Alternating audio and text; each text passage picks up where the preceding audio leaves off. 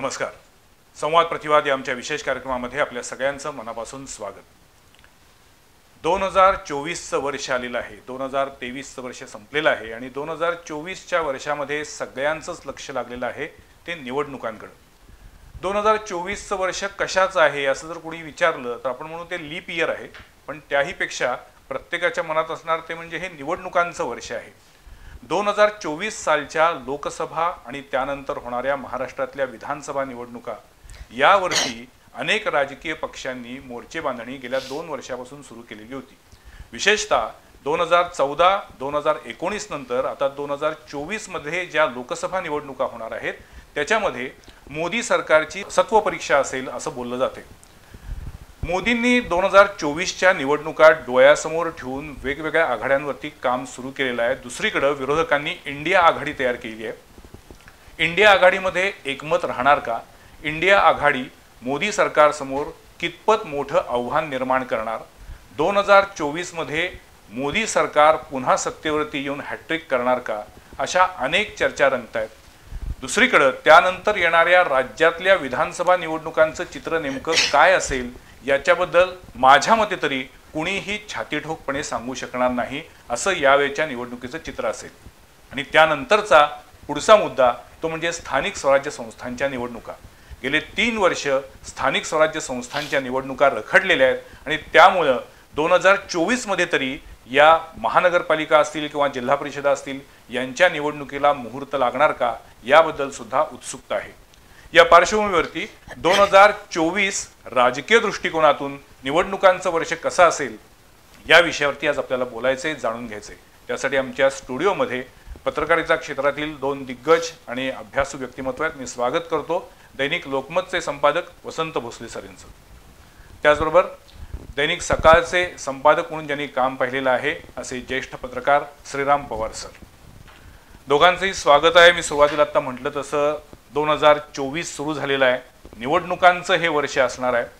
गेल्या काही वर्षात आपण जर बघितलं तर सर्वसामान्य माणूस ज्याचा राजकारणाशी काहीही संबंध नसतो तो सुद्धा कोणत्याही छोट्या मोठ्या निवडणुकीबद्दल सुद्धा जरा जास्तीच संवेदनशील झालेला आहे.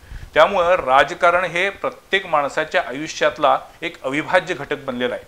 2024 मध्ये पहिल्यांदा आता लोकसभा निवडणुका होणार आहेत. मला श्रीराम पवार तुमच्यापासून सुरुवात करायची आहे. 2024 मध्ये मोदी पुन्हा हॅट्रिक करतील असं तुम्हाला वाटतंय का? एकूण काय तुमचा अंदाज आहे? त्याच्या अनुषंगानंच इंडिया आघाडीचं कितपत भाजप किंवा मोदी सरकारसमोर आव्हान असणार आहे? मोदी हॅट्रिक करतील का म्हणजे आपल्या भारतातल्या निवडणुकीचं असं 100% भाकीत करणे फार कठीण आहे. कारण यापूर्वी अनेक वेळा लोकांनी चकवा दिलेला आहे. पण आत्ता ॲज ऑफ नाऊ जर असं आपण म्हटलं तर मोदींना ॲडव्हान्टेज आहे असं नक्की म्हणता येईल. याचं कारण असं की म्हणजे त्याला 2-3 न दिसणारी कारण आहेत. उघड कारण काय आहे तर 5 राज्यापैकी 3 राज्य भाजपनं जिंकली, ज्याला आपण सेमीफायनल म्हणत होतो. त्यातली 2 राज्य काँग्रेसकडून काढून घेतली. त्यानंतरचा आत्मविश्वास आहे. या मंडेचं शुभारंभ होणार आहे, प्रतिष्ठापना होणार आहे, त्याचा काही प्रमाणात परिणाम होईल आणि तो स्वाभाविकपणे भाजपला फायदा करून देणारा परिणाम असेल. अशा दृश्य फॅक्टर आहेत की ज्याच्यावर असं म्हणता येईल की मोदींना निश्चितपणे ॲडव्हान्टेज आहे. पण त्याच्यापेक्षा मला वाटते की मागच्या 10 वर्षामध्ये ज्या प्रकारे आपल्या राजकारणाचा पोत बदलला आहे त्याच्याकडे लक्ष न देता आपण जर या प्रश्नाकडे बघायला लागलो तर फसगत होण्याची शक्यता असते. पोत बदलला आहे म्हणजे काय तर मागच्या निवडणुकीमध्ये 223 जागा अशा होत्या की ज्याच्यामध्ये भाजपला 50%पेक्षा जास्त मतं पडली होती. कुठल्याही जागेवर 50%पेक्षा जास्त मतं पडून एखादा उमेदवार निवडून येतो तेव्हा ती निवडणूक बदलणं त्याला लाटच लागते. ती सहजासहजी होत नाही किंवा खूप काही ते लोकली बदललेलं असावं लागतं. तर तशी शक्यता आत्ता दिसत नाही आहे. त्यामुळं BJP एका अर्थानं एक चंक सेफ आहे त्यांचा. आता त्याच्या पलीकडं बहुमत मिळायचं असेल तर आणखी काही गोष्टी करायला लागतील आणि त्यामध्ये निश्चितपणे अर्थ आहेत. माझ्या मते इंडिया आघाडी हा एक निश्चितपणे भाजपनं विचार करावा असा समन्वय आहे. जर त्यांनी एकाच एक लढत साधारण 400 मतदारसंघात जर ती देऊ शकली तर निश्चितपणे भाजपसमोर ते आव्हान उभं करू शकतात. पण इंडिया आघाडीमध्ये ज्या पद्धतीनं आत्ताच एकमेकांच्या विरुद्ध तोंड व्हायला लागलेली आहेत त्यांच्यामध्ये अजूनही ती एकी होत नाही आहे, तो समन्वय साधला जात नाही आहे. त्याचा सगळा विचार केल्यानंतर या आगामी लोकसभा निवडणुकीमध्ये इंडिया आघाडीच मत एकसंध राहील का? इंडिया आघाडी एकसंघ राहील का याच्यामध्ये 2-3 राज्यांचा प्रश्न आहे. बाकीच्या ठिकाणी ती एकसंघ राहण्यात काही प्रॉब्लेम नाही आहे. दिल्लीचा आहे, पंजाबचा आहे, पश्चिम बंगालमध्ये ममता बॅनर्जी जरी इंडियामध्ये असल्या तरी त्यांनी त्यांचं स्वतःचं एक वेगळं अस्तित्व निर्माण केलं आहे. नितीश कुमार तळ्यात मयात अदनबदन करतायत. नितीश कुमार येतील कारण त्यांना पर्यायच नाही आहे. पण पश्चिम बंगाल, केरळ आणि पंजाब आणि दिल्ली ह्या 4 राज्यांमध्ये प्रश्न तयार होऊ शकतात. ते प्रश्न जर त्यांनी व्यवस्थित हाताळले, ते कसे हाताळतील आपल्याला माहिती नाही, व्यवस्थित हाताळले तर हे होऊ शकतं. आणि दुसरा एक महत्त्वाचा भाग लक्षात घ्यायला पाहिजे, मागच्या 10 वर्षातच पुन्हा सेट झाला की उत्तर भारतामध्ये भाजपचं संघटन आणि मोदींची प्रतिमा या दोन्हीचा प्रचंड प्रभाव आहे. तो पुढच्या 6 महिन्यात पुसून काढता येईल ही शक्यता फार कमी आहे. तसं काही खूप मोठं काही घडलं तरच, अदरवाईज तो तसाच जाईल. पण या सगळ्या भागामध्ये भाजपनं ऑलरेडी ज्याला ऑप्टिमम लेवल म्हणतात त्याचं यश मिळवलं आहे. म्हणजे परवा ज्या 3 राज्याच्या निवडणुका झाल्या त्यात एकूण 65 जागा आहेत लोकसभेच्या, त्यातल्या 61 जागा मागच्या वेळेला भाजपनं जिंकल्या होत्या. आणि आता असं आपण गृहीत धरू की सगळ्या त्यांनी जिंकल्या, तर भाजपच्या वाढतील किती? 4 जागा वाढतील. पण तेलंगणामध्ये काँग्रेसच्या त्याच्या विरोधात 8 जागा वाढतील तेलंगणाचं यश बघितलं तर. त्यामुळं आत्ताची जर आपण राजकीय भूगोल ज्याला म्हणतो तो जो भूगोल बघितला तर गुजरातपासून खाली कन्याकुमारीपर्यंत आणि कन्याकुमारीपासून पुन्हा कोस्टल लाईननं जर आपण गेलो तर पश्चिम बंगालपर्यंत, ह्या सगळ्या भागामध्ये BJP नाही आहे, सत्तेतही नाही आहे आणि जवळपास पण नाही आहे. पण भाजप आहे कुठं? तर ज्याला आपण हिंदी हार्टलँड म्हणतो, हिंदी भाषिक पट्टा, तिथं जागा पण जास्त आहेत. आणि तिथं ते म्हणजे आकडे सांगता येईल की ते ऑप्टिमल लेवलला आहेत. म्हणजे उत्तर प्रदेशात आहे त्यापेक्षा जागा वाढतील का? शक्यता नाही. बिहारमध्ये जागा कमी होतील, हरियाणा ऑलरेडी मॅक्झिमम मिळाले. म्हणजे तुमचं म्हणणं आहे की मोदी सरकारला ॲडव्हान्टेज आहे, परंतु पण आहे तेवढ्या जागा राखायला सुद्धा त्यांच्यासमोर प्रश्नचिन्ह निर्माण होऊ शकतं. नक्की. आणि अजूनही जागा वाढतील का याच्याबद्दल साशंकता आहे. याचं कारण काय तर मागच्या वेळेला जिथं जागा मिळाल्या होत्या किंवा त्यांनी 305 ज्याला म्हणतात ते केलं, त्याच्यामध्ये महाराष्ट्र, पश्चिम बंगाल आणि बिहारचा वाटा होता. या 3 राज्यात मागच्यासारखी परिस्थिती नाही आहे, परिस्थिती पूर्ण बदलली. महाराष्ट्राच्या राजकारणावर आपण नेमके काय बदल झाले, पण ते यश तसंच राहील याची शक्यता अगदी मोदी फॅक्टर जमेला धरला तरीसुद्धा नाही. बंगालमध्ये नाही, बिहारमध्ये नाही आणि महाराष्ट्रात नाही. आणि या तिन्हीमध्ये कन्सिडरेबल जागा आहेत. आपल्याला 48 आहेत, बंगालमध्ये 42 आहेत, बिहारमध्ये 40 आहेत. त्यामुळं ज्याला मॅक्झिमम जागा असलेली उत्तर प्रदेश सोडता ही 3 राज्य आहेत. आणि तिथं भाजपची परिस्थिती काही म्हणजे निश्चित आम्ही जिंकलो आहे अशी नाही आहे. तिथं अनेक इप्स अँड बट्स आहेत. आणि त्याच्या आधारावर मला असं वाटतं की अजूनही इंडिया आघाडीला आव्हान द्यायला संधी आहे. पण त्यासाठी त्यांना सगळं एकत्र येणं, काही फेस ठेवणं, ह्या सगळ्या गोष्टी काय लागतील, त्याला अनेक अडथळे आहेत. पण त्यांच्या पण लक्षात आलं की आपण जर एकत्र आलो नाही तर भाजपसमोर टिकण्याची काही शक्यता नाही. त्यामुळे ही निवडणूक संपली असं माझं मत नाही आहे, पण ॲडव्हान्टेज निश्चितपणे भाजपला असं म्हणता येईल. भोसले सर, गेल्याच आठवड्यामध्ये लोकमतनंच तुमच्या पेपरमध्ये बातमी दिलेली होती की त्याच्यानुसार जो काही सर्वेक्षण केलेलं आहे त्याच्यामध्ये इंडिया आघाडी धोक्यात, आणखीन NDA आघाडीला जास्ती फायदा होईल अशा पद्धतीचे निष्कर्ष काढलेले आहेत. तुम्हाला स्वतःला 2024च्या लोकसभा निवडणुकीकडे बघताना गेल्या 2 निवडणुकीतील मोदी फॅक्टर वाढलेला वाटतोय की कमी झालेला वाटतोय? वाढलेला नाही, पण आहे, तो स्थिर आहे. आणि जसं आता श्रीराम पवार म्हणाले तसं त्यांनी सर्वोत्तम कामगिरी करून झालेली आहे. म्हणजे गुजरात असेल, मध्य प्रदेश, राजस्थान, दिल्लीचा भाग असेल किंवा उत्तर प्रदेश असेल, तर त्याच्यापेक्षा अधिक तर काही वाढू शकत नाहीत. ते 25 जागा जिंकल्या गुजरातमध्ये, ते 25 जागा परत जिंकतील, किंवा राजस्थानमध्ये 25 जिंकल्या, कर्नाटकामध्ये 28 पैकी 26 जागा त्यांनी जिंकल्या होत्या. म्हणजे ती मॅक्झिमम लेवल ज्याला म्हणतो ते संपलेली आहे. त्यांना यश मिळवण्यासाठी किंवा जिथं जागा कमी होतील अशी शक्यता आहे, अशा ठिकाणी ते कुठंतरी भरून काढावं लागेल त्यांना. कारण इंडिया आघाडीनं तुम्ही जे म्हणताय त्याचं 2-3 प्लेयर असे आहेत त्याच्यामधले, विशेषतः तृणमूल काँग्रेस, बिहारमध्ये RJD आणि JDU, समाजवादी पार्टी उत्तर प्रदेशमध्ये, आणि इतर ठिकाणी काँग्रेस, आणि तमिळनाडूमध्ये DMK आहे, आणि जिथं भाजपचा तसा संबंधच नाही. त्यानंतर केरळमध्ये डावी आणि काँग्रेस असे आघाडी, जे एकच इंडिया अलायन्समधले पार्टनर आहेत, तेच एकमेकाशी मित्रत्वाची लढाई लढतील. कर्नाटकामध्ये सत्तांतर झालं आहे, त्याचा थोडा तरी ॲडव्हान्टेज काँग्रेसला यावेळेला मिळेल. मागची परिस्थिती असेलच असं नाही. किमान 10 ते 12 जागा काँग्रेस जिंकू शकेल. त्यांचं टार्गेट 20चं आहे, पण मला नाही वाटत 20 जिंकतील, निम्म्या तरी जागा होतील. तर त्यामुळं मला असं वाटतं की मोदी फॅक्टर किंवा मोदींची प्रतिमा लार्जर दॅन त्यांच्या एकूण विजयी परंपरेचा विचार करता तिथंपर्यंत पोचलेली आहे. आणि भाजपला अधिक जागा मिळवायला लागणार आहेत आणि विशेषतः त्यांनी नॉर्थ ईस्टला सुद्धा मिळवल्या होत्या, आसाममध्ये मिळाल्या होत्या, नॉर्थ ईस्टमध्ये मिळाल्या होत्या. नॉर्थ ईस्टच्या मणिपूरच्या प्रकरणानंतर मिझोराममध्ये काय निकाल लागला आपण पाहिलं. तसं काहीतरी तिथे सेटबॅक थोडासा बसू शकेल. त्यामुळं ही आत्ताची निवडणूक ही अटीतटीची असणार आहे. ही एकतर्फी असणार आहे. हो, एकतर्फी अजिबात होणार नाही. अच्छा. कारण त्याच्यामध्ये एक आहे की पोलरायझेशन करून सुद्धा त्याची सुद्धा सीमांत रेषा गाठलेली आहे. हे काय आहे, आपल्याकडे भारतीय राजकारणामध्ये सगळं आता राजकारण चालू आहे ते भावनेवरती सुरू आहे. भावनेवर आणि आता जानेवारीमध्ये 22 जानेवारीला ज्या पद्धतीनं राम जन्मभूमीचा निकाल लावल्यानंतर आता भावनेवर राजकारण सुरू झाल्यानंतर भावना एकदा संपली की मूळ प्रश्न पुन्हा पोटापाण्याचे येतातच. येतात. आणि दुसरी गोष्ट, राम मंदिर पूर्ण झालेलं आहे. आता राम मंदिरचा संघर्ष राहिलेला नाही आहे. तुम्ही बघा, बाबरी मस्जिद ज्या वेळेला पाडली त्यावेळेला तिथं राष्ट्रपती राजवट लागू केली उत्तर प्रदेशमध्ये आणि जेव्हा निवडणुका झाल्या त्यावेळेला भाजपचा पराभव झाला.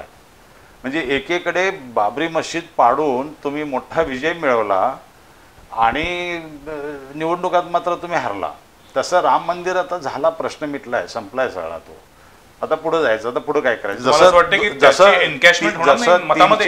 जसं 370 रद्द केल्यानंतर काश्मीरचे म्हणजे जिथं काहीतरी आनंदवन फुलणार आहे असं जे म्हटलं जात होतं ते 370 काढून घेतलं आणि केंद्राच्या अखत्यारीत आता तिथला राज्य आहे. पण तिथला हिंसाचार थांबलेला नाही आहे. हिंसाचार कमी नाही झाला, थांबलेला नाही आहे, मोठ्या प्रमाणात चालू आहे.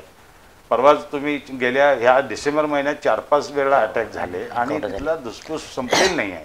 म्हणजे आता त्याला सुद्धा 2 वर्ष होत आली.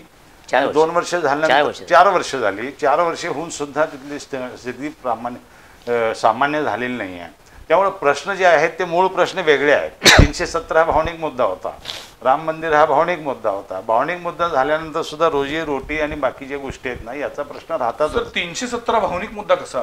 तो आपल्या घटनेतल्या विषयाचा नव्हता. त्या वेळेला परिस्थितीनुसार ते केलेली तरतूद होती आणि ती तरतूद काय परमनंट नव्हती. जसं घटनेत बदल करून ते रद्द केलं आणि तसं रद्द केल्यानंतर तिथं जे काही घडलेलं आहे, घडतं आहे, त्याच्याशी संवाद कोण साधणार आणि ते कसं तुम्ही थांबवणार आहात, तिथले डेव्हलपमेंटचे इश्यूज कसं तुम्ही सोडवणार आहात, हे सगळे प्रश्न असतातच. जसं महाराष्ट्रामध्ये शेतकरी आत्महत्या, तुम्ही भावनेच्या प्रश्नावर सगळ्या गोष्टी केलात तरीसुद्धा शेतकरी आत्महत्या हे वास्तव आहे की नाही, शेतीतलं कुंठित अवस्था हे वास्तव आहे की नाही, बेरोजगारी हे वास्तव अवस्था आहे की नाही, महागाई ही आहेच, या सर्व गोष्टी आहेत. म्हणून मला असं वाटतं की ही सगळी नवी रचना करत असताना, कारण अर्थव्यवस्थेला सुद्धा एक वेगळा आयाम त्यांनी देण्याचा प्रयत्न केला.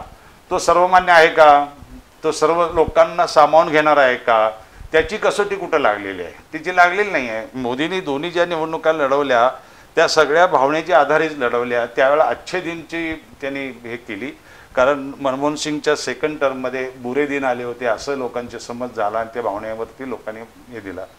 तसंच माझं असं म्हणणं आहे की एकदा पोलरायझेशन झाल्यानंतर तुम्ही रोज रोज हिंदू आणि मुस्लिम असं भांडत किती दिवस बसू शकता, त्यालाही मर्यादा आहेत. म्हणजे त्यालाही मर्यादा आहेत. म्हणून मला असं वाटतं की ही निवडणूक तशी सोपी नाही. म्हणजे भाजपलाही सोपी नाही आणि इंडिया आघाडीला त्याहून सोपी नाही. इंडिया आघाडीला तर खूप काम करावं लागणार आहे आणि त्यांनी कुठले मुद्दे घेतात, कसे मुद्दे घेतात, कसं काम करतात त्याच्यावर ठरवावं लागेल. जसं कर्नाटकामध्ये त्यांनी चुका केल्या आणि कर्नाटक राज्य त्यांचं घालवलं त्यांनी, आणि कर्नाटकातल्या काँग्रेसनी बरोबर तिथल्या लोकांचे प्रश्न घेऊन निवडणूक लढवली. त्यांनी सांगितलं की मोदींच्यावरती बोलायसुद्धा नाही, कारण मोदी हा विषयच नाही आमच्या दृष्टीनं, आमचा कर्नाटक हा विषय आहे, कर्नाटकातील लोकांचे प्रश्न हे विषय आहेत. किंवा बंगालमध्ये ज्या पद्धतीनं त्यांनी करायला गेले आणि त्यांनी बंगाल प्राईड त्यांनी उभं केलं, मग ते त्यांच्यावरच बुमरँग आलं की भावनिक मुद्दा त्यांनी केला. बंगाल प्राईड, बंगालींच्यावरती अशा पद्धतीचं बंगाली अस्मिता. पण या इंडिया आघाडीचं नेतृत्व कोणाकडे येईल असं वाटतंय? ऑब्व्हियसली काँग्रेस आघाडीचं नेतृत्व काँग्रेसकडे द्यावं लागेल, असणार कारण काँग्रेस हाच देशव्यापी पक्ष आहे. काँग्रेसलाच गावागावात कार्यकर्ता असला, झेंडा असला पक्ष काँग्रेसच आहे, त्यामुळे ते ऑब्व्हियसली काँग्रेसकडे द्यावं लागेल. पण काँग्रेसमध्ये अंतर्गत राहुल गांधी की खरगे? आता खरगेंचं नाव ममता बॅनर्जी आणि केजरीवाल पुढे केलेलं आहे. खरगेंचं नाव पुढे करणं ही एक पार्ट ऑफ स्ट्रॅटेजी असू शकतो, कारण दलित आहेत आणि आपल्याकडे अजूनही राजकारण जात हा फॅक्टर नाकारता येत नाही. आणि मागच्या दोन्ही निवडणुकांमध्ये मोदींना त्याचा फायदा झाला आहे की जे नॉर्मली आपल्याकडे होत नाही, पण पंतप्रधान पदाचा उमेदवार हा ओबीसी आहे, अशा प्रकारचा प्रचार विशेषतः उत्तर भारतात खूप झाला. मागच्या निवडणुकीत राजस्थानमध्ये पण झाला, मध्य प्रदेशातही झाला. तर हे जे त्याचा फायदा जो मोदींना झाला, तर तो फायदा खळगेंचा चेहरा पुढे ठेवून होईल का असा तो त्या राजकारणाचा सूत्र आहे. ती किती होईल माहिती नाही. हे खळगेंचा प्रॉब्लेम काय आहे, तर पुन्हा उत्तर भारतामध्ये ते चालतील का, कारण त्यांच्या भाषेपासून प्रश्न आहे. हिंदी बोलतानाचा त्यांचा अडखळलेपणा स्पष्ट आहे, ते तितके फ्लुएंट नाही आहेत. आणि मोदींचा सर्वाधिक फायदा तो आहे की ते सहजपणे हिंदी भाषिकांना आवाहन करू शकतात. आणि सगळ्यात महत्त्वाचं काय की भावनेच्या आधारावर निवडणुका होऊ नयेत असं आपल्याला वाटतं.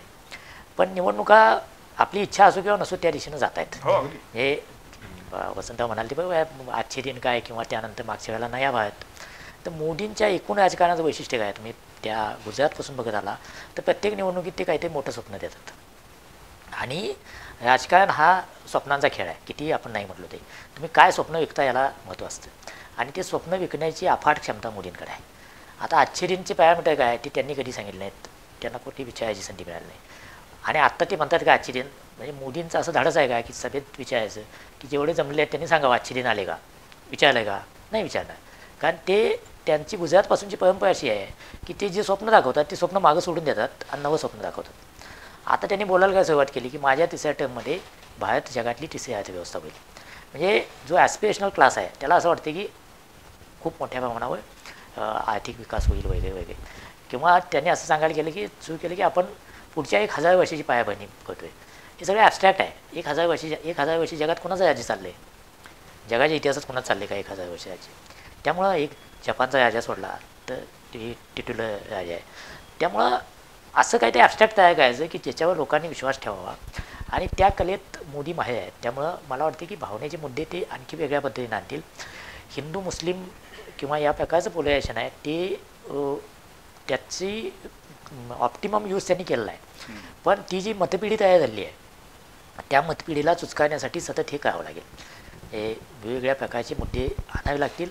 या मुद्द्याचा मुद्दा म्हणजे माणसांना जेवढं तोडण्यामध्ये इंटरेस्ट असतो तेवढा जोडण्यात असतो का माहिती नाही. त्यामुळे त्याचा किती परिणाम होईल याविषयी शंका आहे, हे काय. पण त्याचबरोबर इमिजिएट आत्ता आपण जर बघितलं तर ज्ञानवापी मशिदीचा ही सोय वाद सोय आणि त्याला कोर्टानं आता हेवा कंडी दिला आहे. तर 91ला कायदा झाला आहे. 1947ला जिथं जे असेल ते मान्य करा. एक या मंदिर सोडलं तर बाकी सगळीकडं जिथं मंदिर आहे तिथं मंदिर, जिथं मशीद आहे तिथं मशीद, जिथं चर्च आहे तिथं चर्च, असा तो कायदा आहे. पण तो कायदा असतानासुद्धा आता मथुरा आणि काशीतला वाद सुरू झाला. त्यामुळं वाद नवे निर्माण करणं आणि त्याला हवा देणं हे भाजपची ती प्रचंड मोठी मशिनरी आहे. आणि ते फक्त भाजपनंच करायला पाहिजे असं नाही. भाजपसोबत म्हणजे हे आपण कायम विसरतो की भाजप लढतो म्हणजे फक्त भारतीय जनता पार्टीची यंत्रणा लढत नाही. त्याच्यासोबत त्यांच्या जवळपास 100 संघटना आहेत भाजपशी जोडलेल्या किंवा संघ परिवाराशी जोडल्या. आपण म्हणून संघाने किती नाही म्हटलं आम्ही राजकीय संघटन नाही आहोत, तरी ते अल्टिमेटली त्यांचा फायदा हा भाजपला होतो, हे उघड आहे. त्यामुळं या सगळ्या संघटना वेगवेगळ्या पद्धतीनं लोकांना तयार करत असतात आणि ते तयार करण्याचे मार्ग पण वेगळे आहेत आणि ते वेगवेगळ्या समाज घटकात काम करत आहेत. तर तसं कुठलंही संघटन काँग्रेसचं किंवा अन्य कोणाचं नाही आहे. जे होतं पूर्वी ते डिस्मॅटल झालं आहे. आता काँग्रेसचं सेवादल नाही आहे, कुठल्याच ज्या काही फंटल ऑर्गनायझेशन सो कॉल्ड आहेत त्याचं काही अस्तित्वच नाही आहे. तर ह्या गोष्टींचा विचार न करता आपण जर इंडियाचा विचार करायला लागलो तर मला वाटतं की फक्त निवडणुकीपुरतं ते होईल. भाजपनं हे मशिनरी अशी उभी केली आहे की ती फक्त निवडणुकीत काम करणे. आपण जर बघितलं तर तुम्ही आता बोलताना असं म्हटलात की काँग्रेसचं संघटन आजही गावोगावी आहे. दुसरीकडे तुम्ही आता पुन्हा असं म्हटलात की काँग्रेसचं संघटन जरी असलं तरी त्याचा उपयोग होत नाही निवडणुकीसाठी. म्हणजेच मग काँग्रेसला जे नेतृत्व मिळते त्या नेतृत्वामध्येच काही उणीवा कमतरता आहेत म्हणून ही परिस्थिती कार्यकर्त्यांवरती येते. काँग्रेसमध्ये नेतृत्वाचा प्रॉब्लेम आहे, काँग्रेसमध्ये संघटनेचा प्रॉब्लेम आहे, काँग्रेसकडे कार्यक्रमाचा प्रॉब्लेम आहे. तिन्ही पातळ्यांना प्रॉब्लेम आहे. पण मग मोदींचा 2014चा आणि 19चा विजय हा मोदींचा प्रभाव म्हणून आहे की विरोधी पक्षांची कमकुवतपणा आहे म्हणून आहे? दोन्ही आहे. मोदींचा प्रभाव पण आहे आणि विरोधी पक्षांचा कमकुवतपणा पण आहे. मग त्याचंच पुन्हा अजून जर पुनरावृत्ती जर आता 2024 मध्ये होणार असेल तर तुम्ही त्याचं श्रेय काँग्रेसच्या नाकर्तेपणाला द्याल की मोदींना द्याल? नाही, असं सांगता येत नाही अजूनही, कारण काँग्रेसमध्ये संघटनमध्ये खूप बदल झालेत. आता काँग्रेस खूप वेगळ्या पद्धतीनं काम करते आहे. भारत जोडोसारखा जो प्रयोग झाला त्याचा खूप मोठा परिणाम खेड्यापाड्यातल्या राजकारणावर झाला. काय झालाय सर भारत जोडोचा परिणाम? कर्नाटकसारखं राज्य, तेलंगणासारखं राज्य त्यांनी जिंकलं. काँग्रेसची उभारणी झाली. राहुल गांधींची इमेज बदलली त्याच्यामध्ये. त्यानंतर अनेक विषय त्यांनी त्यावेळेला चर्चेत आणले. सामान्य माणसांचे विषय ते तळागाळातल्या लोकांच्या मध्ये विषय आहेत, त्याची खूप चर्चा झाली आणि त्याच्यावर खूप लिहिलं गेलं, खूप डिस्कशन झाले, देशभर चर्चा झाली त्याची. आणि म्हणून मला असं वाटतं की जरी हे सगळं उभं केलं जात असलं, स्वप्न विकण्याचं जे म्हणतात म्हटले तसं स्वप्न विकत असले तर सुद्धा वास्तव काय आहे तळागाळात ते आपण पाहिलेलं आहे. आणि मला वाटतं की ते खूप स्पष्टपणे दिसलं त्या काळामध्ये.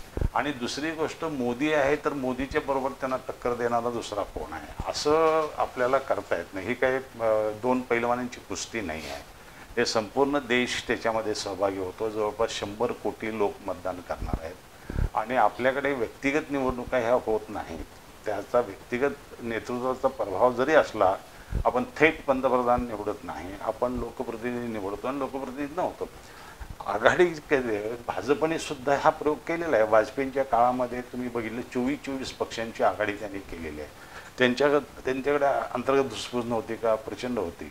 त्याच्या कारण जेव्हा अनेक पक्ष येतात त्यावेळेला अनेक पक्षांची अनेक अपेक्षा त्यांच्या राज्यातल्या काही कंपल्शन्स असतात, त्याच्यामुळं त्या राज्यामध्ये ते सांभाळून घ्यावं लागतं. आणि त्यातला मोठा ब्रदर किंवा जेव्हा मोठा भाऊ ज्याला म्हणतो त्यात BJP होता त्या आघाडीमध्ये, आता काँग्रेस आहे.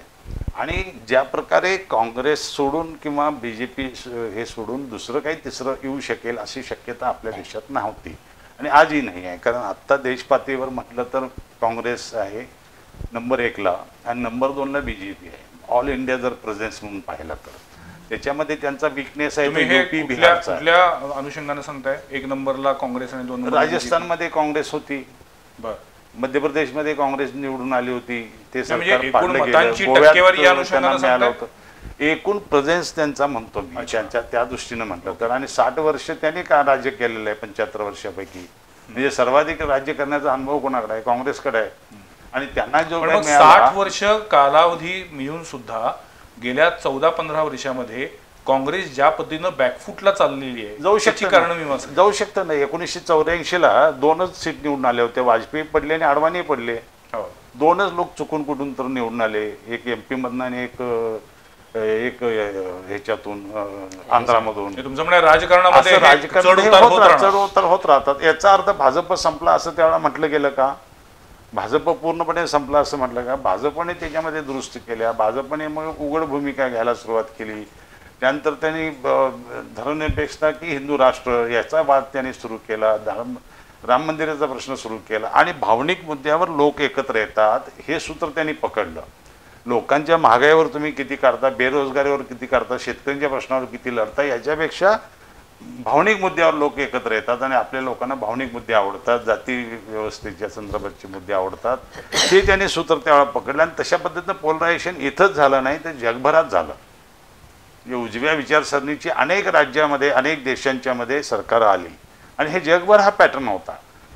20व्या शतकात तुम्ही बघितलं असाल तर ब्लॅक लोकांची चळवळ असेल, निग्रो लोकांची चळवळ असेल, आपल्याकडे दलित लोकांची चळवळ असेल, अशा किंवा स्वतंत्र होणाऱ्या देशांच्या लोकांची असेल, जे जे वंचित म्हणून होते सर्व जगभरात त्यांची चळवळ असणारं ते शतक होतं. आणि आत्ता उजव्या विचारसरणीच्या लोकांचा प्रभाव वाढणारं शतक आहे आणि ते आले नव्या मुक्त भांडवली व्यवस्थेतून आलेलं आहे.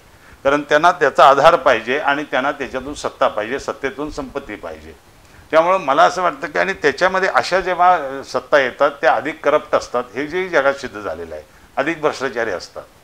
ज्या पद्धतीनं पैसा वापरला जातो, ज्या पद्धतीनं जातीचा वापर केला जातो, ज्या पद्धतीनं परवाच्या 5 इलेक्शनमध्ये सुद्धा धार्मिक प्रचार ज्या पद्धतीनं केला तो राज्यघटनेच्या आणि निवडणूक आयोगाच्या नियमानुसार मान्य नाही. त्याच्यावर उद्धव ठाकरेंनी एक प्रश्न उपस्थित केला होता की तुम्ही एकेकाळी बाळासाहेब ठाकरेंना हिंदुत्वाचा वापर केला म्हणून 6 वर्ष तुम्ही मतापासून वंचित ठेवलं होतं, त्यांना मतदान नाकारलं होतं. तेच कायदे आजही आहेत आणि त्याच्यापेक्षा अधिक जहाल भाषा बोलली गेली पण झालं नाही. याचा अर्थ त्यानंतर आता निवडणूक आयोगाचा आयुक्त नेमण्याची प्रक्रिया राज्यघटनेने तयार केलेली तुम्ही राज्यघटनाच बदलून टाकली. म्हणजे राज्यघटना बदलणार नाही असं छातीठोकपणे सांगणं आणि राज्यघटनेतली एक कलम बदलत जाणं म्हणजे एक प्रकारे राज्यघटना तुम्ही नाकारल्यासारखं होत असून सुद्धा भारतीय जनता ही मोदींना किंवा भाजपला निर्विवादपणे एक हाती सत्ता का देते? नाही, निर्विवादपणे सत्ता देणं म्हणजे मी कायम जे म्हणतो म्हणजे आपण एकीकडे जेव्हा म्हणतो की लोकशाही आणि लोकशाहीमध्ये बरोबर. जनादेश महत्वाचा आहे, तर मग ज्यावेळी जनताच एखाद्या पक्षाला पूर्ण बहुमत देते बरोबर. तेव्हा त्या जनतेच्या आदेशाचा आपण सन्मान राखलाच पाहिजे. त्यात काही वादच नाही, ते लोकशाहीतले बेसिक तो प्रिन्सिपल नाकारतोय कोण? तो कोणीच नाकारत नाही. तो नाकारत नाही कोणी. मुद्दा इतकाच आहे की बहुमत असणं म्हणजे बहुमतशाही नव्हे. बहुमत म्हणजे काय, तर त्या लोकशाहीनं जे काही घटनेची चौकट आहे त्या चौकटीमध्ये तुमची धोरणं राबवावीत. आता ती चौकटच आता वसंतराव म्हटले तसं जर तुम्ही मोडायला निघाला, त्याला घटना बदलणार नाही, पण एक एक एक एक योजना अशा पद्धतीने काय, जसं 370 कलम झालं, जसं काय सिटिझनशिप अमेंडमेंट ॲक्ट आला, जसं NICचा ॲक्ट आला, किंवा आता ह्या सगळ्या नियुक्ती काय मुळात घटनेत अशी काही तरतूद नव्हती.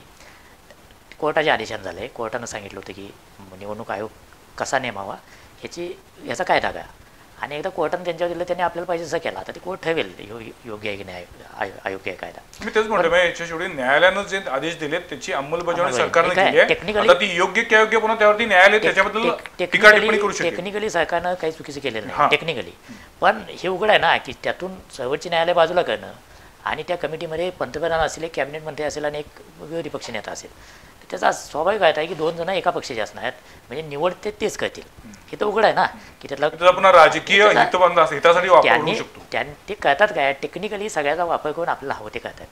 म्हणजे धार्मिक प्रचार करताना पण केला कसा जातो आहे की त्या चौकटीत बसू नये. म्हणजे मी कायम जे उदाहरण सांगतो की मागच्या निवडणुकीत प्रचार संपल्यानंतर मोदी केदारनाथच्या गुहेत जाऊन बसले. आता प्रचार आचारसंहिता काय म्हणते की प्रचार संपला की कुठलाही प्रचार करायचा नाही, पण ते गुहेत बसलेलं सगळ्यांना दाखवलं का नाही, तो प्रचार होता की नाही. टेक्निकली तो प्रचार नव्हता, कारण ते जाऊन बसली, त्यांचा व्यक्तिगत अधिकार आहे कुठं बसावं, पण मीडियानं ते दाखवलं. आपण दुसरं कुणी दिवसभर दिसलं नाही, फक्त मोदी दिसत होते, हा प्रचार नव्हता का. तर त्यांनाही कला साधली आहे की सगळ्यांना, म्हणजे ते एके ठिकाणी मागच्या निवडणुकीत असं म्हणाले की पुलवामाच्या शहीदांची आठवण ठेवून पहिल्यांदा मतदान करणारे लोक मतदान करतील काय. आता यात ते म्हणाले का भाजपला मत द्या, मला मत द्या, पण त्यांनी काय सांगेल ना की ही जी काही मोदींना कला साधली आहे मागच्या 20-25 वर्षामध्ये, त्याला तोंड कसं द्यायचं याच्यामध्ये विरोधक कमी पडत आहे असं मला वाटतं. आणि तो एक मेजर फॅक्ट आहे, कारण आपण किती नाही म्हटलं की आपली संसदीय प्रणाली आहे, आपण खासदार निवडतो वगैरे वगैरे, हे सगळं काय, पण आपल्या देशामध्ये सुद्धा करिश्मा आणि नेतृत्व ह्याच्याकडे बघून लोक मतं देतात. हे नेहरूंपासून चालत आलेलं आहे, त्यात काही नवं नाही. ते नेहरूंच्या काळात पण होतं, नेहरूंच्या काळात होतं, इंदिरा गांधीच्या काळात होतं, राजीव गांधीच्या काळात होतं. मधला आघाडीचा पेड सोडला तर स्ट्रॉंग नेता किंवा नेत्याकडे बघून मत देणं हा भाग आहे. त्यामुळं हा प्रश्न राहणार, आपण अकॅडमिकली प्रश्न उडवू शकतो की मोदींसमोर कोण, तर मोदींसमोर कोण नसते. 543 मतदारसंघात निवडणूक होती, मोदी एकेच ठिकाणी उभे असतं, पण प्रॅक्टिकली मोदींसमोर कोण हा सामान्य माणसाच्या मनात प्रश्न असतो आणि त्याला उत्तर कुठल्या ना कुठल्या तरी फॉर्ममध्ये द्यावं लागेल. आणि 2024ची निवडणूक याच मुद्द्यावरती प्रामुख्याने लढली जाईल असं दिसतंय, लढवणार कारण मोदींच्या समोर त्यांच्या 1999 ते 2004 या काळामध्ये वाजपेयीच्या नेतृत्वाखालचं सरकार होतं. तुलनेनं किंवा त्याचं मेरिट वाईज तुम्ही जर पाहिलं तर उत्तम सरकार चालवलं होतं वाजपेयींनी. 24 पक्षांची आघाडी होती आणि त्यावेळेला निवडणुका घ्यायची थोडीशी गडबड केली, कारण का वातावरण खूप चांगलं होतं. त्यावेळेला सुद्धा ही 4ही राज्य भाजपने जिंकली होती आणि इंडिया शायनिंग ही कॅम्पेन त्यावेळेला राबवली आणि निवडणूक लढवली. त्यांनाही कळलं नाही आणि विरोधी पक्षांनाही कळलं नाही की ते हरले कसे, काय जादू झाली, कोण फेस होता. यांना बसून ठरवावं लागलं की पंतप्रधान कोणाला करायचं, मी नाही तू नाही, मी नाही तू नाही, असं सुरू झालं होतं. आणि त्यावेळेला तो परदेशी नागरिकत्वाचा प्रश्न उपस्थित राहिला म्हणून सोनिया गांधी झाल्या नाहीत, नाहीतर सोनिया गांधीची निवडी पण झाली होती. आणि त्यांनी मनमोहन सिंगला ऐन वेळेला सांगितलं, ऐन वेळेला म्हणजे समोर त्यांच्या बसलेल्या खासदारांनाही कदाचित माहीत होतं की नाही, माहीत नाही मला की त्यांचं नाव आलं. म्हणजे तिथं नेतृत्व होतं का, नव्हतं. वाजपेयींचं सरकार वाईट होतं का, नव्हतं. वाजपेयींची इमेज होती की नाही, होती. वाजपेयींना पर्याय कोण असं चर्चेला आला होता का विषय, किंवा चर्चा होती का, तर होती, पण मग पर्याय नव्हता तरी कसं काय सरकार पडलं. कॉम्बिनेशन तसं ठरलं. आज सुद्धा तसं कॉम्बिनेशन होऊ शकतं की UPमध्ये समाजवादी पार्टी त्यांना चांगली फाईट देऊ शकते जर आघाडी व्यवस्थित झाली तर. बिहारमध्ये RJD देऊ शकतं आणि झारखंडमध्ये 100% सत्य आहे सर, पण त्याच्यामध्ये तुम्ही जे वाक्य बोलात ते महत्वाचं आहे की आघाडी व्यवस्थित झाली तर आघाडी होणार, व्यवस्थित होणार. त्यांच्या जीवन मरणाचा प्रश्न आहे. त्याचं कारण असं आहे की आघाडी व्यवस्थित होणार. आघाडीमध्ये बिघाडी चालू आहे असं सुद्धा मीडियात येणारे रिपोर्ट सुद्धा खोटे असू शकतात.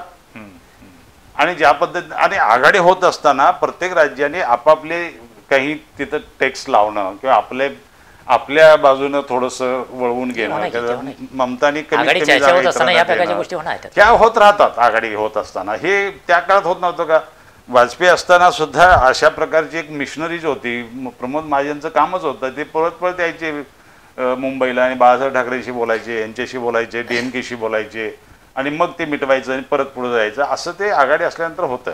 हे सरकार जरी समजा आघाडीला बहुमत मिळालं आणि सरकार चालवताना सुद्धा हे प्रश्न उपस्थित होतील असं नाही आहे. आघाडीमध्ये होतं राहतं. आघाडीच्या बद्दल फक्त माझं एकच हे आहे की आघाडी उभी राहिली तर निश्चितपणे चांगली फाईट देता येईल, त्यात काही शंका नाही. पण एक लक्षात घ्यायला पाहिजे की वाजपेयींची भाजप आणि मोदींचा भाजप याच्यामध्ये जमीन खूप आसमानचा अंतर फरक झालेलं आहे. आहे. कारण हे 24/7 कायम फक्त मतपिढीकडे लक्ष ठेवून काम करणारे लोक आहेत. म्हणजे उपराष्ट्रपतींचा अपमान हा जाटांचा अपमान, हे फक्त ज्याच्यात डोक्यात फक्त राजकारण आहे त्याच्याच येऊ शकतं, दुसऱ्या कोणाच येऊ शकत नाही. कारण जाट नाराज आहेत माहिती आहे, BJPवर नाराज असण्याचे अनेक कारणं आहेत. तर ते कायम कमी करण्याचा भाग म्हणजे संधी मिळाली की सोडू नये या प्रकारचं राजकारण हे करत आहेत. तुम्ही जर बघितलं तर कर्नाटकात खरं तर काँग्रेसनं कर्नाटक स्वीप करायला पाहिजे, पण माझं मत म्हणाल तर काँग्रेस स्वीप करेल असं मला वाटत नाही. याचं कारण काय आहे तर देवेगौडांच्या पक्षावर भाजपने युती केली. ज्या देवेगौडांच्या पक्षाला भ्रष्टाचारी ठेवलं, घराणेशाहीचं ठेवलं, त्याच्यावर युती केली. युती काय केली तर देवेगौडांचे काही पॉकेट्स आहेत आणि तिथं भाजपला कधीच आत्तापर्यंत यश मिळत नाही आहे. दोघं जर एकत्र आले तर बऱ्यापैकी यश मिळू शकतं. मागच्या वेळेला पण त्यांनी आपणा दलासारखा अतिशय छोटा पक्ष उत्तर प्रदेशातला आहे किंवा पासवान आहेत किंवा आपल्याकडे अगदी रामदास आठवले आहेत. रामदास आठवलेंची एकूण किती आपण सगळ्यांना माहिती आहे, एकूण महाराष्ट्रभर ताकद किती वेगळी, पण त्यांचं कायम लक्ष याच्याकडे असते की बेरीज कशी तयार होईल ज्याच्यातून आपण म्हणजे आपल्याकडे शेवटी एक मत जास्त पडली की माणूस निवडून येतो. तर ते कसं साधता येईल यासाठीच्या अनेक गोष्टी ते सतत करत असतात. मग त्यांनी BISला चांगल्या ज्याला आपण गुड ह्युमरमध्ये ठेवतो म्हणतात, तर ठेवायचं कारण काय? नवीन पटनायकांना ती तसं का ठेवत आहे किंवा आता पवन कल्याणसारख्या छोट्या पक्षावर त्यांनी आंध्यामध्ये युती केली आहे. तर हे जे काही ट्विक करणं आहे म्हणजे वाजपेयींचं सरकार 24 पक्षांचं होतं, आत्ता NDAमध्ये 36 पक्ष आहेत. म्हणजे आघाडी म्हणाल तर वाजपेयींपेक्षा मोठी मोदींकडे आहे, पण आघाडीतल्या पक्षांना तेव्हा जो सेव होता तो आता 0 आहे. आता मोदींनी सांगायचं मोदींच्या पक्षाला भाजपला बहुमत आहे, त्यामुळे ते म्हणतील ते ऐकायची वेळ आहे. तर हा जो फरक आहे की 24 तास राजकारण करणं आणि मतांवर जिथं परिणाम होईल तिथं लगेच दुरुस्ती करायचा प्रयत्न करणं, या अर्थानं भाजप खूप बदललेला आहे. आणि तो बदललेला भाजप तितक्या ताकदीनं इंडिया आघाडीला त्यांना तोंड द्यावं लागेल, तरच राष्ट्रीय पातळीवर आव्हान उभं करता येईल.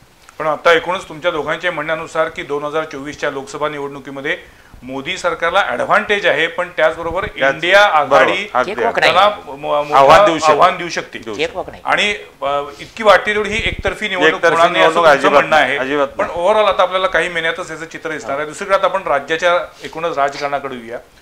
लोकसभा निवडणुका झाल्यानंतर ऑक्टोबर-नोव्हेंबरमध्ये 2024च्या या वर्षात विधानसभा निवडणुका होतील अशी आपण आशा करूया.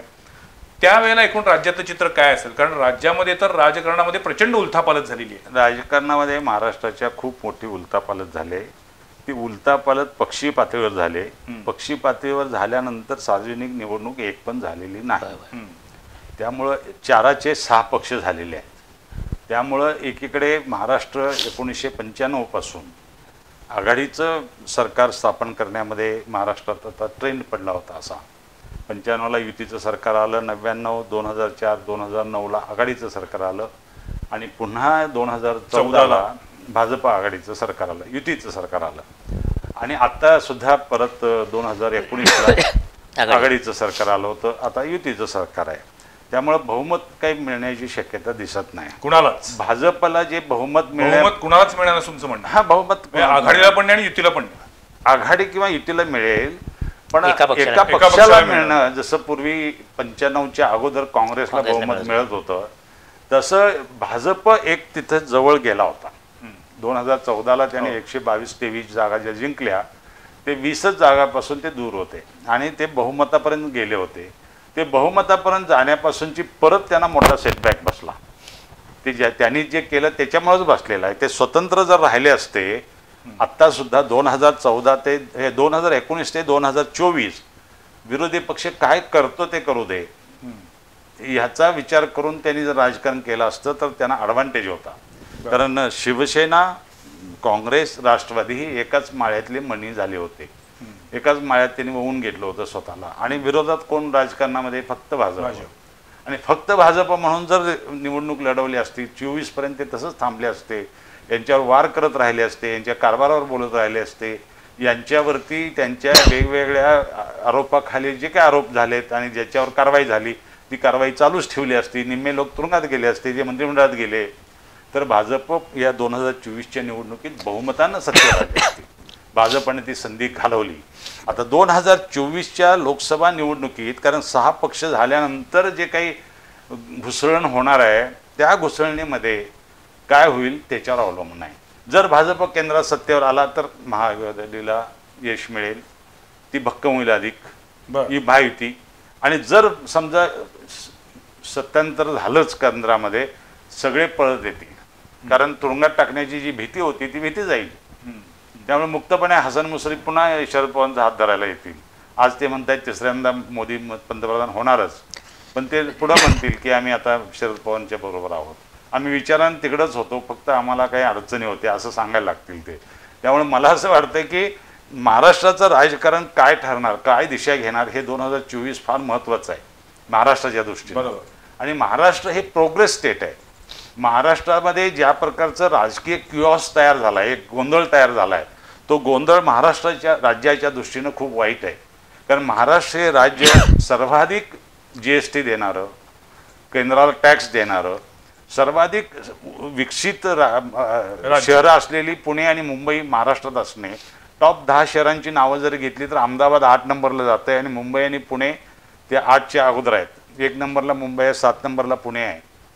आणि महाराष्ट्राचा एकूण राष्ट्रीय उत्पन्नामध्ये वाटा 14% आहे, इतका मोठा आहे. आणि महाराष्ट्र हा शहरीकरणामध्ये टॉपला आहे, सर्वाधिक 50-52% आता शहरीकरण महाराष्ट्रात झालेलं आहे. महाराष्ट्रामध्ये राज्य करणं, महाराष्ट्राची सत्ता असणं हे खूप मोठा ॲडव्हान्टेज आहे. पण त्याच महाराष्ट्रामध्ये बराच भाग असा दुर्लक्षित राहिला आहे, मागास राहिला आहे, असं एक द्वंद्व तयार झालेला आहे. पण ह्या सर्वाचा परिणाम ज्या महाराष्ट्रामध्ये एक हाती सत्ता जर भाजपनं 2024ला मिळवली असती तर अधिक चांगलं राज्य करता आलं असतं आणि महाराष्ट्र हे अधिक आघाडीचं राज्य आहे, अधिक सक्षम राज्य आहे, अधिक विकसित राज्य आहे, अधिक प्रोग्रेसिव्ह राज्य आहे. ते प्रोग्रेसिव्ह राज्याची कुठेतरी पिछेहाट व्हायला लागली. मला मूलभूत काही प्रश्न विचारायचे. 2024च्या विधानसभा निवडणुकीमध्ये राज्यामध्ये हे जे आता 6 पक्ष तयार झाले आहेत, शिवसेना, शिवसेनेतली 2, राष्ट्रवादीतले 2, त्यांची पहिली परीक्षा लोकसभेबरोबर होणार आहे. ती होईल, पण विधानसभेमध्ये स्वतंत्रपणे काय येईल त्याच्यावर बरंच राजकारण ठरणार आहे. पण विधानसभा स्वतंत्रपणे लढवतील की एकत्रित लढवतील? नाही, या निवडणुकीत काय होईल त्याच्यावर बरंच गोष्टी ठरतील. कारण हे सगळं नव्यानं घडलेलं आहे आणि ते निवडणुकीला सामोरे गेलेले नाहीत, लोकसभेच्याही नाही, विधानसभेच्या नाही, महापालिकेच्या नाही, जिल्हा परिषदेच्या नाही. त्यामुळं नवीनच घडी महाराष्ट्रामध्ये आता बसवावं लागेल. आज म्हटलं तर शरद पवार वीक झालेत का वीक झालेत, उद्धव ठाकरे वीक झालेत, काँग्रेस फार ॲक्टिव्ह आहे का नाही, भाजप बॅकफुटवर गेलाय तर गेलाय. कारण भाजपने ज्या पद्धतीनं अजित पवारांसारख्या माणसाला घेणं आणि सरकार स्थापन करणं गरज नसताना, कारण त्यांना बहुमत होतं, बहुमत नसताना मला प्रश्न असं वाटतो की बहुमत नसताना तुम्ही अजित पवारांना, ज्यांच्यावर पंतप्रधानांनी भोपाळच्या सभेमध्ये भ्रष्टाचाराचे आरोप केले, त्यांना तुम्ही का घेतलं याचं उत्तर महाराष्ट्राला भाजपनं द्यावं. 70,000 कोटीचा तुम्ही त्यांच्यावर आरोप केला होता, भुजबळांच्यावर तुम्ही आरोप केला होता, तुम्ही बाकीचे त्यांच्यातले बरेच लोक होते त्यांच्यावर ज्यांच्यावर आरोप तुम्ही केला होता, इव्हन हसन मुश्रीफ त्याला फेस करत होते. आणि मग ह्या सगळ्यांना तुम्ही मंत्रिमंडळात कसं घेतलं हे महाराष्ट्राला एकदा सांगा ना, कशासाठी केलं? बहुमत असताना तुमच्याकडे तर ह्यांना आजच टाकलं असतं आणि हे किती भ्रष्ट आहेत हे दाखवून दिलं असतं, सिद्ध केलं असतं तर महाराष्ट्राचं कल्याण झालं असतं. पण सर, ज्या भ्रष्टाचारांच्या बद्दल किंवा ज्यांना आत टाकले यांच्याबद्दल आपण म्हणतोय, त्या पक्षाचे नेते त्यांची कायम भलावण करत होते, त्याच्याकडे पण हे लोक उघड्या घेऊन बघतायत ना महाराष्ट्रातले सगळे. कोण बघतायत? बाकीची जनता जी आहे. जनता बघत असेल ना, कारण जनतेचं त्यांनी काम करत आलेले आहेत. नंतर त्यांनी भ्रष्टाचार केलाय, पुढे जाऊन भ्रष्टाचार केलाय, तो वरच्या लेवलला केलाय. जनतेबरोबर ते प्रामाणिक आहेत. हसन मुश्रीफ आता कागलमध्ये काम करत नाहीत का? कोण सांगेल, कोण म्हणेल कागलमध्ये काम करत नाहीत? बारामतीमध्ये अजित पवार करत नाहीत किंवा येवल्यामध्ये भुजबळ करत नाहीत. लोकांचे उपयोग पडतात, ते लोकांसाठी सदैव. तुमच्या म्हणण्यानुसार नेत्यांचा भ्रष्टाचार ही एक वेगळी बाजू आहे आणि त्यांचं काम ही वेगळी बाजू आहे. त्या संदर्भात भाजपने काय भूमिका घेतली हे त्यांनी स्पष्ट सांगायला पाहिजे महाराष्ट्रासाठी, कशासाठी हे केलंय. म्हणजे तुमच्या म्हणण्यानुसार असं आहे का की अजित पवार गटाला सरकारमध्ये सामील करून घेणं हे भाजपला महागात पडू शकतं? महागात पडलं नाही, भाजपने फार मोठी चूक केली. नाही तर 2024 मध्ये स्पष्ट बहुमतानं भाजप सत्तेवर आला असता. श्रीराम पवार, तुम्ही राज्यातल्या एकूण राजकारणाकडे बघत असताना शिवसेनेतली फूट आणि राष्ट्रवादीतली फूट या दोन्ही गोष्टी भाजपनं घडवून आणल्या असं म्हणून मानता, की राजकारणामध्ये त्या त्या पक्षातली अंतर्गत नाराजी उफाळून आली म्हणून झालं असं मानता? नाराजी होती यात काही शंका नाही आहे, ती काही लपलेली नव्हती. पण हे घडवून आणण्यात भाजपचा वाटा आहे का, तर 100% आहे. हे भाजपनं घडवून आणलं. आणि जो प्रश्न मगापासून तुम्ही विचारताय की बहुमत असताना सुद्धा अजित पवारांना का फोडलं, त्याचं उत्तर उघड आहे की भाजपला कॉन्फिडन्स नव्हता की बहुमत आपलं असलं तरी लोकसभा आपण महाराष्ट्रातून काढू. कारण त्याच्या आधी झालेली सगळी सर्वेक्षण बघा, ती वन सायडेड. नाही, त्याच्या अगोदर एक मी फक्त दुरुस्ती करतो. त्याच्या अगोदर त्यांनी एक चूक केली होती म्हणून त्यांना सेटबॅक बसला होता. शिवसेनेला फोडणं एक्झॅक्टली ही फार मोठं चूक त्यांनी केली होती. ती चूक की बरोबर हा ते आता आपल्या पण शिवसेनेला भाजपनं फोडलं असं म्हणायचं की शिवसेनेतली अंतर्गत कलहामुळे एकनाथ शिंदेनी वेगळं सौतासुभा मांडला म्हणायचं? यात कल होता का, तर 100% होता. एकनाथ शिंदेची नाराजी दिसत नव्हती का, दिसत होती ना. फक्त त्याला कधी चुचकायचं हे भाजपनं ठरवलं. त्याला निमित्त मात्र भाजप ठरलं. आपल्या टर्म्सवर दोन्ही पक्ष फोडले. आणि ते पक्ष फोडण्याचं मी मगाशी जे म्हणालो की महाराष्ट्रात किती जागा मिळणार याला केंद्राच्या सत्तेच्या गणितात खूप महत्त्व आहे. महाराष्ट्रात भाजपला कळत नाही का की आपण विरोधात उभे राहिलो तर कदाचित लोक आपल्याकडे विधानसभेला येतील. पण विधानसभेपेक्षा भाजपसाठी लोकसभा फार महत्त्वाची. आणि त्या लोकसभा महत्त्वाची आहे म्हणून पहिल्यांदा शिवसेना फोडला. ते फोडल्यानंतर लक्षात असं आलं की उद्धव ठाकरेंना नको तेवढी सहानुभूती मिळते की ज्याचा फायदा आपल्याला होणार नाही तो तोटा होणार आहे. आणि कदाचित महाराष्ट्र मॅक्झिमम जागा गमावण्याची शक्यता आहे. सगळ्या सर्वेक्षणात दिसत होतं. त्यानंतर त्यांनी अजित पवारांना फोडलं की आता हे 3 पक्ष एकत्र आल्यानंतर निश्चितपणे म्हणजे जर कागदावर बघितलं ते खूप स्ट्रॉंग आहेत. तरी पण आता महाराष्ट्रातली परिस्थिती काय आहे, तर सगळेजण म्हणतात की कट टू कट निवडणूक होईल. त्यामुळं याच्यात अडचण कुठं आहे, तर अजित पवार सोबत आले. अजित पवारांची स्वतःची ताकद आहे. निवडून येणारे सगळे लोक अजित पवारांसोबत आहेत. सिमिलरली एकनाथ शिंदेची स्वतःची आर्थिक ताकद आहे आणि निवडून येणारे लोक त्यांच्यासोबत आहेत. पण त्यांना त्यांच्या नावावर की त्यांच्या पक्षाच्या नावावर मतं फिरवता येतात का, हे अजून सिद्ध झालेलं नाही. जे शरद पवारांनी सिद्ध केलेलं आहे, जे उद्धव ठाकरेंनी सिद्ध केलेलं आहे. कारण त्यांच्या पक्षाची एक लिगसी आहे. त्यामुळे ते आपली मतं दुसऱ्या पक्षाकडे ट्रान्सफर करू शकतात. हे लोक ट्रान्सफर करू शकतात का माहिती नाही. तसेच किंवा भाजपचा कोर मतदार अजित पवारांच्या ज्यांना आत्तापर्यंत भ्रष्ट ठेवलं त्या सगळ्या उमेदवारांना मतं देणार का, हे अजून ठरलेलं नाही आहे. बरोबर. हे जेव्हा ठरेल तेव्हा महाराष्ट्राचं राजकारण खऱ्या अर्थानं नव्यानं आकारायला येईल. तेव्हा मला असं वाटतं की पहिला टप्पा म्हणून लोकसभेला आपल्याला लक्षात येईल की महाराष्ट्रातल्या तळागाळातल्या राजकारणाची अलाइनमेंट काय आहे. म्हणजे शरद पवारांच्या सभेला लोक अधिक आहेत, ते पवारांसोबत जातील की आता उगवतात अजितदादा म्हणून अजितदादांसोबत जातील, हे तिथं ठरलं आहे. सिमिलरली उद्धव ठाकरेंकडे जाणार की फुटलेल्या की या एकनाथ शिंदेच्या शिवसेनेकडे जाणार. आणि मग ते त्यांची मतं भाजपच्या उमेदवाराकडे ट्रान्सफर करू शकतात का, भाजपचा कोर मतदार या लोकांना मत देणार का, असे अनेक. म्हणजे आता कोल्हापूरच्या जागा जर समजा ठरल्यानुसार म्हणजे ज्याची जागा आहे त्यालाच द्यायची असं ठरलं तर कोल्हापूरच्या दोन्ही जागा त्या न्यायानं शिंदे गटाकडे जायला पाहिजेत. तर शिंदे गटाच्या उमेदवारांना भाजपची सगळी मतं जाणार का, असं छातीटोकपणे कोल्हापूर सांगता येते का, नाही सांगता येत. तर अशीच परिस्थिती जवळपास सगळीकडे असेल. त्यामुळे ह्या अलाइनमेंट ज्या आहेत किंवा काँग्रेसचा कोर मतदार शिवसेनेला मत देईल का उद्धव ठाकरेंच्या, किंवा जो बाळासाहेब ठाकरेंवरच प्रेम करणारा शिवसैनिक आहे की ज्यानं आयुष्यभर काँग्रेसचा द्वेष केला, तो काँग्रेसच्या उमेदवाराला मत देईल का, असं यापूर्वी झालेलं नाही. पहिल्यांदाच होते. 2024ची निवडणूक ही इतकी वेगळ्या पद्धतीने त्याला इतके कमजोर आहे की कुणी छातीटोकपणे सांगू शकणार नाही की हे असंच होणार की याच पक्षाला पूर्णपणे यश मिळेल असं सांगता येणार नाही. पण तुम्ही दोघेही असं म्हणताय की लोकसभा निवडणुकीच्या निकालाचा विधानसभा निवडणुकीवरती खूप मोठा परिणाम होणार आहे. आणि तुम्ही असंही म्हटलात की भाजपला लोकसभा अधिक महत्वाची आहे राज्यातल्या विधानसभेपेक्षा. पण राज्यातलं एकूण जर आपण राज्याविषयी बोलतोय तर महाराष्ट्रातलं एकूण राजकीय सध्याचं चित्र बघितलं तर आता तरी भाजप समोर भाजपकडे चेहरा म्हणून फडणवीस आहेत नेतृत्वाकडे. दुसरीकडे असंही म्हटलं जाते की फडणवीसांना दिल्ली दरबारी घेतलं जाईल. तुम्हाला काय वाटतं? मला वाटत नाही फडणवीसांना इमिजिएट दिल्लीकडे पाठवलं जाईल. याचं कारण असं की महाराष्ट्र एक असं स्टेट आहे की जिथं खूप मोठे रिसोर्सेस आहेत. महाराष्ट्रावर सत्ता का पाहिजे, म्हणजे बाकीच्या ठिकाणी मिळायला नाही मिळालं तर फरक पडत नाही. किंवा तेलंगणात सत्ता येण्याचं काँग्रेसला महत्त्व का, आता हैदराबाद आहे, महाराष्ट्रात मुंबई आहे. म्हणजे महाराष्ट्र आघाडीवरचं राज्य काय आहे. मुंबई जर वगळली, मुंबई ठाणे तो जो मेट्रोपॉलिटन एरिया सगळा वगळला तर बाकीच्या महाराष्ट्राचा GDP आणि बिहारचा GDP यात काही खूप फरक नाही. हे जे काही आपण उड्या मारतो ना तर वास्तव नाही आहे ते. हे वास्तव फक्त मुंबई पुण्याची जीवावर आहे. त्यामुळं हे मुंबई पुणे प्रत्येकाला आपल्या ताब्यात पाहिजे आणि त्यासाठी महाराष्ट्रावर सत्ता असणं महत्त्वाचं आहे. एक्झॅक्टली. म्हणूनच मला तुमचं विधान मी त्याशी सहमत का नाही तर राज्यातल्या विधानसभा निवडणुकीसाठी पण तेवढ्याच गांभीर्यानं बघितलं जातंय आणि महाराष्ट्र कोणत्याही परिस्थितीमध्ये आपल्या ताब्यातून सोडू द्यायचा नाही याचसाठी ह्या ज्या काही आता तोडफोडी चालू ते आहे आहेच, पण त्याही केल्या जात आहे. ते करण्यासाठी मुळात लोकसभेत सत्ता म्हणजे देशाच्या पातळीवर सत्ता लागते ना. महाराष्ट्रातील पक्ष का फुटू शकले? समजा जर मोदींचं सरकार नसतं आणि तिथं मनमोहन सिंगांचं सरकार असतं तर अजितदादा गेले असते का? एकनाथ शिंदे गेले असते का? हसन मुश्रीफ गेले असते का? कधीच गेले नसते.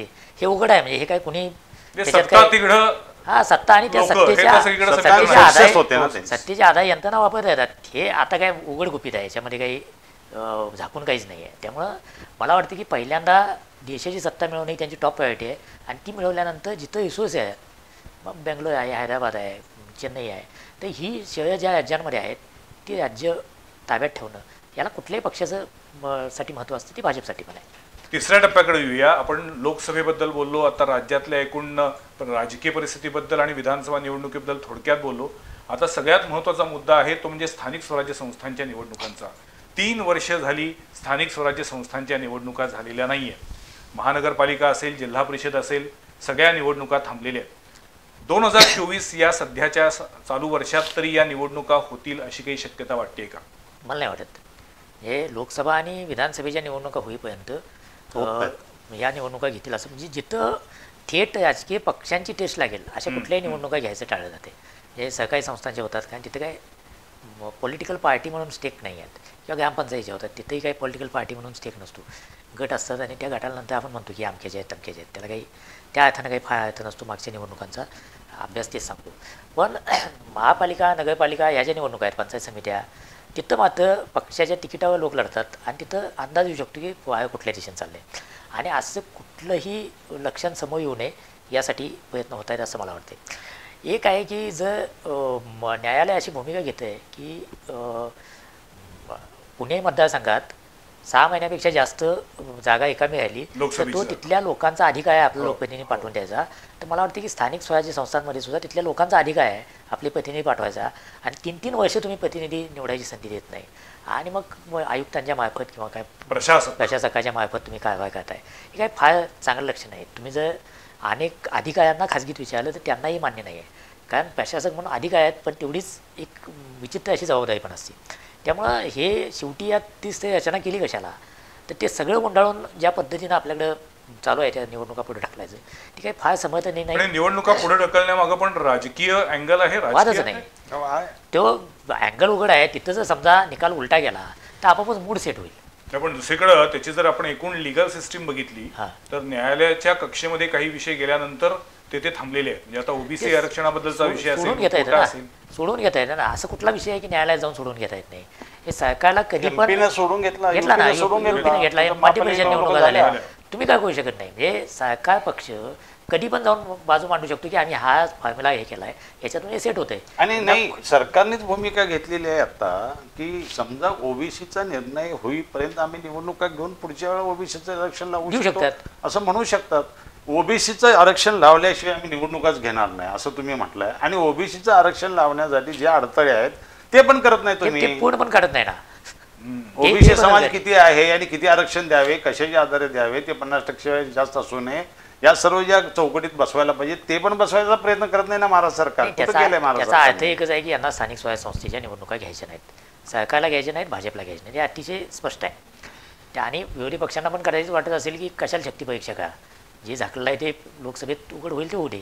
त्यामुळे सगळ्यांनी मिळून संगणमतानं जी सगळ्यात महत्त्वाची यंत्रणा आहे महापालिका, नगरपालिका, जिल्हा परिषद ती पूर्णपणे दुर्लक्षित ठेवली. आपण अगदी शेवटच्या टप्प्यात आलेलो आहे. मला एवढंच विचारायचं आहे की आपण स्थानिक स्वराज्य संस्थांच्या निवडणुकांपासून ते लोकसभेपर्यंत बोलतोय. या सगळीकडेच जेव्हा आपण म्हणतोय की भाजप आपल्या बहुमताच्या जोरावरती एक प्रकारे सगळ्यांची फरफट करायला लागलेला आहे, मग अशा वेळेला विरोधी पक्षांची ताकद एकवटून त्याच्यावरती विरोध तेवढ्या तीव्रतेनं का केला जात नाही?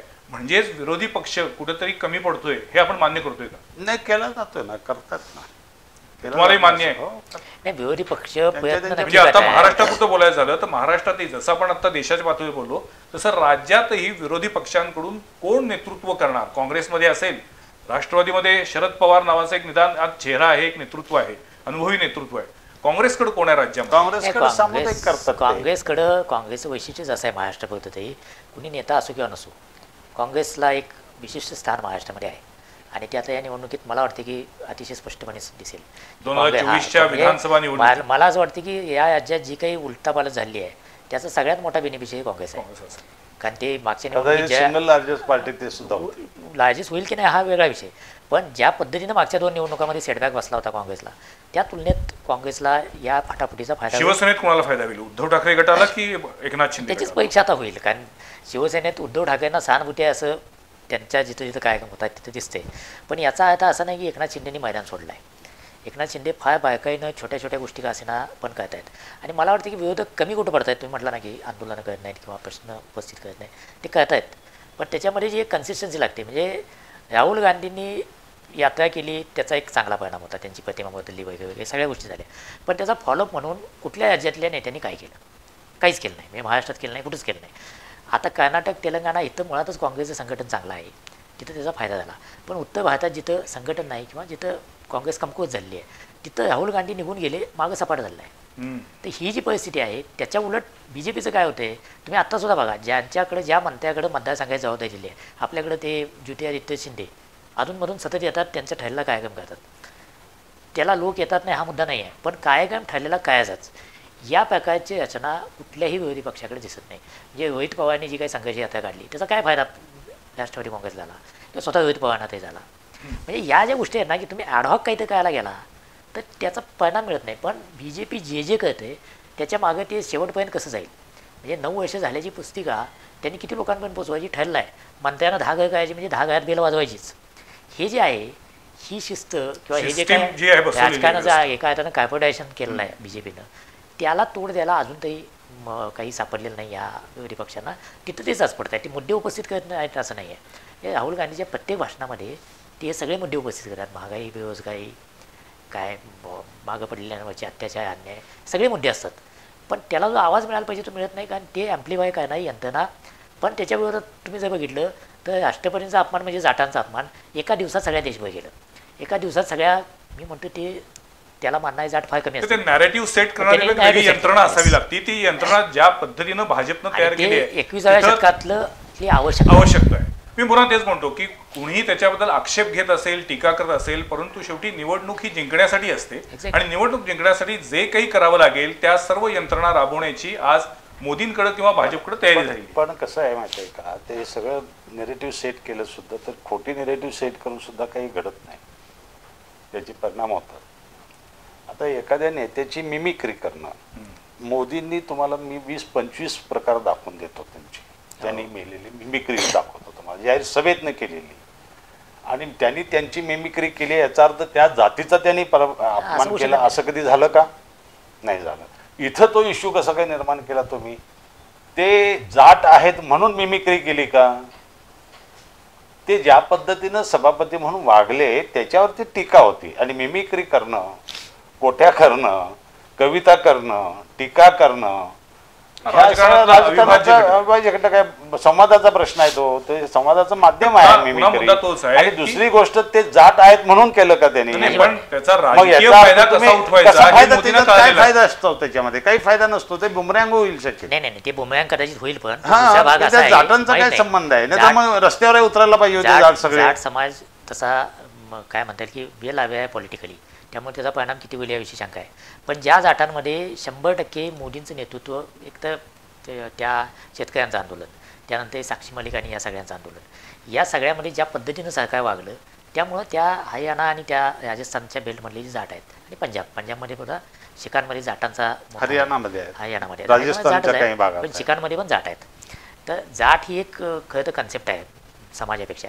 तर त्या जाटांमध्ये जो प्रचंड रोष आहे त्याला छेद द्यायचा प्रयत्न, हे यशस्वी होईल की नाही हा वेगळा मुद्दा आहे. पण भाजपचं वैशिष्ट्य काय, असे छोट्या गोष्टी, म्हणजे कर्नाटकच्या निवडणुकीत त्यांनी प्रचार काय केला तो यशस्वी झाला नाही. पण मला पुन्हा काय सांगायचं आहे की ते प्रयत्न कसा करत आहेत की त्या टिपू सुलतानचा पराभव 2 त्या वक्कलिक समाजाच्या योद्ध्यांनी केला. ही इतिहासकारांनी सांगितलं की खोटा आहे आणि खोटा हे सिद्ध झालं. पण ते सांगायचं कारण काय, तर वक्कलिकाची 4 लोकांची ते मतं बदलली. हे जे आहे हा जो प्रयत्न आहे ना हा भले खोटा असेल. निवडणूक तेच म्हणतोय आता श्रीराम पवारांच्या बोलण्यानं ते आलं किती वेळा तुम्ही खोटं सांगणार आहात ते हा आता- प्रश्न आता 10 येतो वर्षाच्या आणि त्याची लोकांनी- मर्यादा संपते ना. 10 वर्ष लोकांना हे त्याचं पुन्हा असं आहे की टिपू नाही, सुलतानचा हा- हा- पराभव हा ह्या तुमचं- दोन हे तुमचं वकिलांनी मत आहे, केला पण उद्या असं सांगणं पण जे खोटं मतदारांसाठी आहे. निर्णय घेतात ना शेवटी अल्टिमेटली. हो, तुम्ही बरोबर म्हणत आहे, असं की बरोबर. आता या निवडणुकीमध्ये जे काही गेल्या 10 वर्षामध्ये झालेलं आहे त्याची जर आता सगळी सहनशक्ती संपली असेल, त्याची जर बाउंड्री संपली असेल त्याची तर टेस्ट होईल ना, 2024च्या टेस्ट होईल. निवडणुकीमध्ये आपल्याला कळणार आहे. त्याची So आता हे पुढच्या 3-4 महिन्यामध्ये कळणार आहे. पण तुर्तास मला एवढंच वाटतं की 2024 सध्याचं नवीन वर्ष हे निवडणुकांचं वर्ष असणार आहे.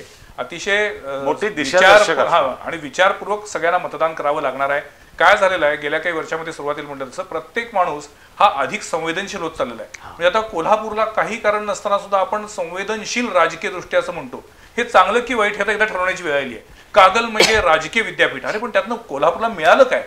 राजकीय विद्यापीठ आपण म्हणतोय पण त्यातनं मिळालं काय याचा शोध घेतला तर हात रिकामीच राहतील. सो मला असं वाटतं की राजकीय संवेदनशीलता असली पाहिजे, पण त्याचा नेमका उपयोग कशासाठी केला जातोय आणि आपला देश किंवा आपलं राज्य किंवा आपलं शहर कोणत्या दिशेला आपण घेऊन निघालेलो आहे याचाही विचार केला पाहिजे. त्या अनुषंगानं पुन्हा एकदा मी यांना बोलवेन, कारण आपल्याकडं निवडणुकांची पद्धत किंवा निवडणुकांचं बदलतं स्वरूप हा आणखीन एक चिंतेचा आणखीन चिंतनाचा विषय बनलेला आहे. त्यावरती पुन्हा कधी बोलूया. पण तुर्तास 2024 मधील निवडणुकांच्या अनुषंगानं पत्रकारितेतील या दोन दिग्गज लोकांनी आपापली मतं, आपापला अभ्यास आणि आपापली त्याच्याबद्दलचं विश्लेषण इथं सांगितलेलं आहे, व्यक्त केलेलं आहे. या दोन्ही मान्यवरांचे मी मनापासून आभार मानतो. पुढच्या सोमवारी पाहायला विसरू नका आणखीन एका विषयावरील चर्चा संवाद प्रतिवादमध्ये. नमस्कार.